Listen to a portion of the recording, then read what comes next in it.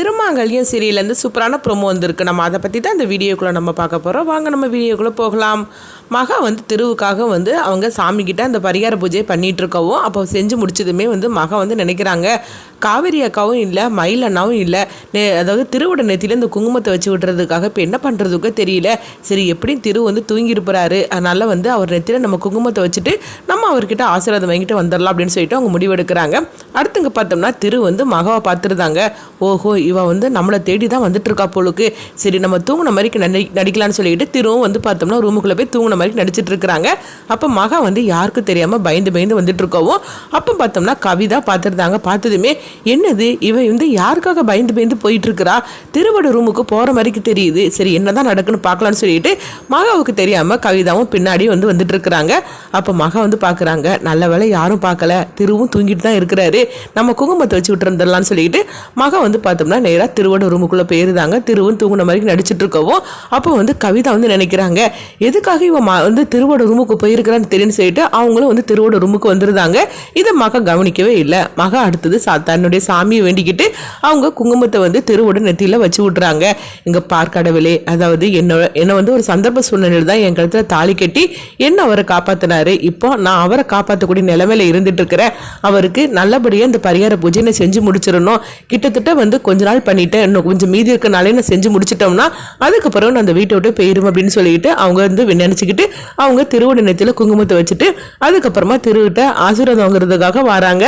திருவோட காலை தொட்டு கும்பிடுறதுக்காக வரும்போது அவங்க திரும்பி பார்க்குறாங்க, கவிதா நின்றுட்டு இருக்குது. அவங்க மகா பார்த்துட்டு தாங்க. பார்த்ததுமே அவங்களுக்கு அப்படியே உறைஞ்சி போய் நின்றுட்டு இருக்கிறாங்க. ஐயோ, கவிதா நம்மளை பார்த்துட்டு இருக்காங்களா அப்படின்னு சொல்லவும் உடனே அவங்களுக்கு என்ன பண்ணுதுன்னே தெரியல. கவிதா பார்த்தோம்னா அப்படியே பயங்கரமாக மகாவை பார்த்து முறைச்சி பார்த்துட்டு இருக்கும்போதே உடனே கவிதா அப்படியே திருவோட ரூமை விட்டுட்டு வெளியே வந்துருந்தாங்க.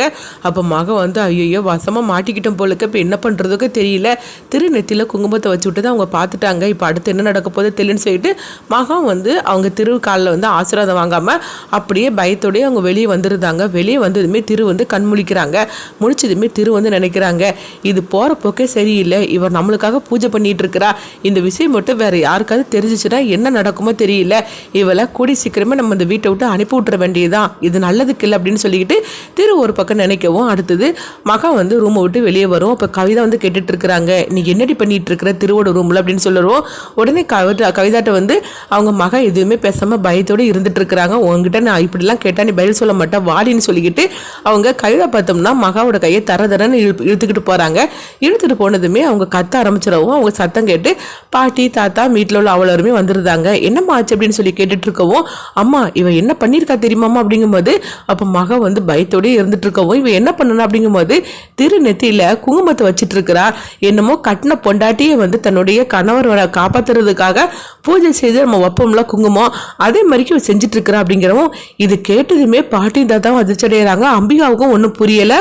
அப்போ அம்பிகா நினைக்கிறாங்க, சாமியார் தானே இந்த மாதிரிக்கு திருவுக்கு கல்யாணம் நடந்து முடிஞ்சிருக்கும், அதனால அவன் மனைவி தான் இந்த பூஜை பண்ணணும்னு சொன்னார், அதை ஏன் இவன் இதுக்காக செஞ்சுட்டு இருக்கிறா அப்படின்னா அம்பிகாவும் மகாவை பார்த்துட்டு இருக்கோம். மகா அப்படியே என்ன பண்ணுறதுக்கே தெரியலையே, கைங்களவும் மாட்டிக்கிட்டோமே, இப்படி எப்படி சமாளிக்குதுன்னு தெரியும்னு சொல்லிட்டு அவங்க பயத்தோடு இருக்கும்போது உடனே பாட்டி கேட்டுட்டு இருக்கிறாங்க, என்னடி கவிதா சொல்கிறதெல்லாம் உண்மையா, நீ எதுக்காக அடி திருநெத்தியில் போய் குங்குமத்தை வச்சு விட்டுட்டு இருக்கிற, எதுக்காக நீ இப்படி பண்ணிட்டு இருக்கிற, நாங்களாம் இருக்கும்போது அப்படின்னு சொல்லிட்டு இருக்கவும், அப்போ மகா நான் சொல்றது கேளுங்க பாட்டு அப்படிங்கும்போது நீ என்னத்தை சொல்ல போற அப்படின்னு சொல்லி கேட்கும்போது, அப்போ உடனே இது எல்லாத்தையும் திரு மேலே நின்று பார்த்துட்டு இருக்கிறாங்க. பார்த்ததுமே இவ நம்ம நெத்தியில் குங்குமத்தை வச்சு விட்டதை கவிதா பார்த்துட்டா போலுக்கு, இப்போ என்ன பண்ணுறதுக்கு தெரியல, எப்படி சமாளிக்கிறது தெரியல. அது மட்டும் இல்லாமல் மகா மட்டும் இப்போ உண்மையை சொல்லிட்டானா அவ்வளோதான் அப்படின்னு சொல்லிக்கிட்டு ஒரு பக்கம் திரு பயத்தோடு இருந்துட்டு இருக்கிறாங்க. அப்போ கவிதா கேட்டுட்டு இருக்கிறாங்க, நாங்கள் இத்தனை பேர் திரும்ப கேட்டுட்டு இருக்கிறோம், நீ எதுவுமே பதில் சொல்லாமல் அமைதியாக இருந்தேன்னா என்ன அர்த்தம் அப்படின்னு சொல்லும்போது, அப்போ தாத்தா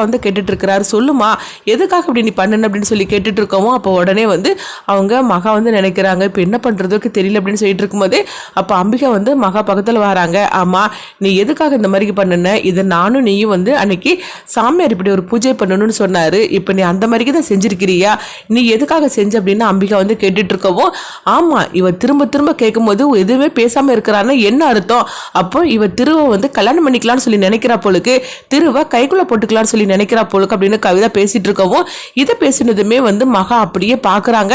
அப்போ திரு வந்து நினைக்கிறாங்க, ஐயோ இந்த மாதிரிக்கெல்லாம் கேள்வி கேட்டுட்டு இருக்கனால இவ வந்து உண்மையை போட்டு உடச்சிடக்கூடாது, இதுக்கு முன்னாடி நம்ம அமைதியாக இருக்கக்கூடாது, நம்ம போக வேண்டியதா கீழே இறங்க அப்படின்னு சொல்லிட்டு திரு வந்து மகா எதுவும் சொல்லிடக்கூடாது அப்படின்னு பயத்திலேயே திரு ஓடோடி வராங்க. அப்போ திரு வந்து இங்கே பாருங்க அப்படின்னு சொல்லவும் அடுத்தது மகா வந்து திரும்ப பார்க்குறாங்க. பார்த்ததுமே திருவும் மகாவும் நேருக்கு நேர் ஒருத்தருக்கு ஒருத்தர் பார்க்குறாங்க. மகா வந்து அப்படியே அதிர்ச்சியோடு நின்றுட்டு இருக்கிறாங்க.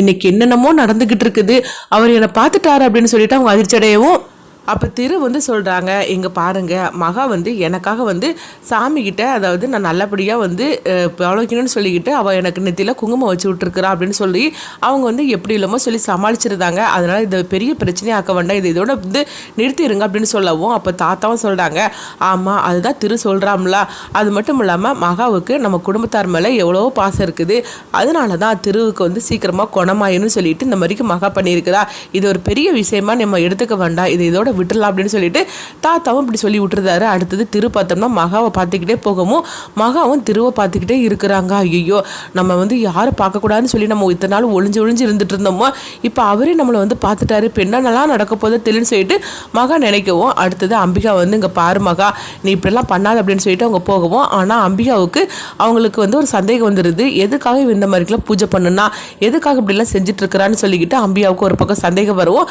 அப்போ சாமியார் சொன்னதே நினச்சி பார்த்துட்டு இருக்கிறாங்க. திருவுக்கு ஏற்கனவே 2 மாசத்துக்கு முன்னாடியே அவனுக்கு கல்யாணம் நடந்து முடிஞ்சிருச்சு அப்படின்னு சொன்னதே அவங்க நினைச்சு பார்த்துட்டு இருக்கிறாங்க. அப்போ இவங்க ரெண்டருக்குள்ளேயே வேற ஏதாவது இருக்குமா, ஒருவேளை வந்து திருவுக்கும் மகாவுக்கும் கல்யாணம் நடந்திருக்குமோ, ஏன்னா மகாவோட புருஷன் யாருன்னு நம்மளும் கேட்டிருக்கிறோம், ஆனால் அவள் இது வரைக்கும் அவள் சொன்னது கூட கிடையாது, அவள் கழுத்துல தாலியும் இருக்குது, அப்படின்னா என்னன்னு தெரியலையே அப்படின்னு சொல்லிட்டு அம்பியாவுக்கு ஒரு பக்கம் வந்து சந்தேகம் வந்துடுவோம். இன்னொரு பக்கம் பார்த்தோம்னா கவிதா வந்து இந்த விஷயத்தை எல்லாத்தையும் வந்து காஞ்சனா கிட்ட சொல்றாங்க.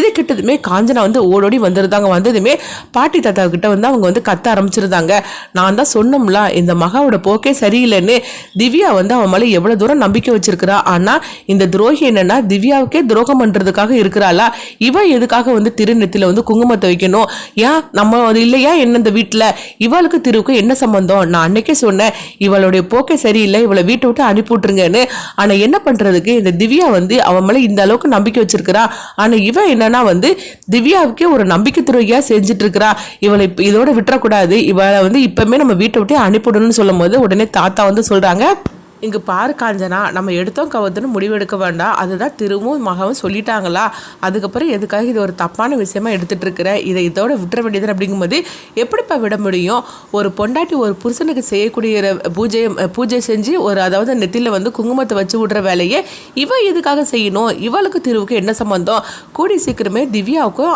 திருவுக்கும் கல்யாணம் நடக்க போகுது, அப்படி இருக்கும்போது இந்த விஷயம் மட்டும் திவ்யாவுக்கு தெரிஞ்சுனா என்ன ஆகுறதுக்கு, அது மட்டும் இல்லாமல் திவ்யாவோட வாழ்க்கையை இதில் அடங்கியிருக்குது, நீங்கள் அதை பற்றி நினைக்க மாட்டீங்களா, இவளை இப்பவுமே வீட்டை விட்டு நீங்கள் அனுப்பிவிட்டே தீரணும் அப்படின்னு சொல்லிட்டு இருக்கவும் இன்னொரு பக்கம் பார்க்கும்போது திருவை தான் காட்டுறாங்க. திரு வந்து மகாவை சந்திக்கிறாங்க. மகாவை பார்த்ததுமே வந்து லட்சுமி அப்படின்னு சொல்லி கூப்பிடவும் உடனே மகா திரும்பி பார்க்குறாங்க. பார்த்ததுமே திருவை பார்த்ததுமே அவங்க அதிர்ச்சி அடைகிறாங்க. அப்போ வந்து திரு வந்து கேட்டுட்டு இருக்கிறாங்க, மகாங்கிற பேரில் இந்த வீட்டில் நீ தான் இருந்துட்டு இருக்கிறியா, எதுக்காக நான் இந்த வீட்டுக்கு வந்திருக்கிற, நான் ஒவ்வொரு முறையும் உன்னை ரோட்டில் வச்சு பார்க்கும்போது எனக்கு தெரியாமல் ஒளிஞ்சு நீ ஓடினியே, ஆனால் இந்த வீட்டுக்குள்ளேயே நீ இருந்துட்டு இருக்கிறேன்னா அதுக்கு என்ன அர்த்தம், எதுக்காக நீங்கள் வந்து அப்படின்னு சொல்லி கேட்டுட்டு இருக்கவும் உடனே வந்து மகா வந்து அப்படியே பயத்தோடு சொல்லிட்டு இருக்கிறாங்க, அதாவது நான் உங்கள் வீடுன்னு தெரிஞ்சு வரல, நான் தெரியாமல் தான் நான் வந்தேன், அதுக்கப்புறம் தான் நான் உங்களை பார்த்தேன், ஆனால் வந்து இந்த வீட்டை விட்டு போகணும்னு சொல்லிக்கிட்டு நானும் எத்தனையோ தடவை முடிவு எடுத்தேன் அப்படின்னு சொல்லிட்டு தனக்கு நேர்ந்த எல்லாத்தையும் அவங்க சொல்லிட்டு இருக்கிறாங்க. அப்போ வந்து அவங்க சொல்கிறாங்க, இங்கே பாரு இந்த விஷயம் மட்டும் திவ்யாவுக்கு தெரிஞ்சால் கண்டிப்பாக வந்து அவள் உயிரோட இருக்க மாட்டா, தப்பான ஒரு முடிவு தான் எடுப்பான், அதனால இப்போமே நீ இந்த வீட்டை விட்டு போய் ஆகணும் அப்படின்னு சொல்லவும் இது கிட்டதுமே வந்து மகா வந்து அதிர்ச்சி அடைகிறாங்க. அப்போ மகா வந்து சொல்கிறாங்க, நான் உங்கள் வாழ்க்கையில் தலையிட மாட்டேன், நான் அந்த வீட்டை விட்டு போகிறதுக்கு தான் இருக்கிறேன், ஆனால் மிச்சம் இருக்கிற நாளையும் இந்த பூஜையை செஞ்சு முடிச்சுட்டு போகலான்னு தான் நான் இருக்கிறேன் அப்படிங்கிறாங்க. ஆனால் திரு வந்து அதுக்கு சம்மதிக்க மாட்டிருக்கிறாங்க. ஏன்னா திவ்யாவுக்கு மட்டும் இந்த விஷயம் தெரிஞ்சிச்சுன்னா கண்டிப்பாக உயிரோட இருக்க மாட்டா, அதனால நீ இப்போமே நீ கிளம்பி ஆகணும், எனக்கு என்ன நடந்தாலும் பரவாயில்ல அதை நான் பார்த்துக்கிறேன் அப்படிங்கிறாங்க. இதனால வந்து மகா என்ன முடிவு எடுப்பாங்க, அடுத்து என்ன நடக்க போகுதுன்னு சொல்லி பார்க்கலாம்.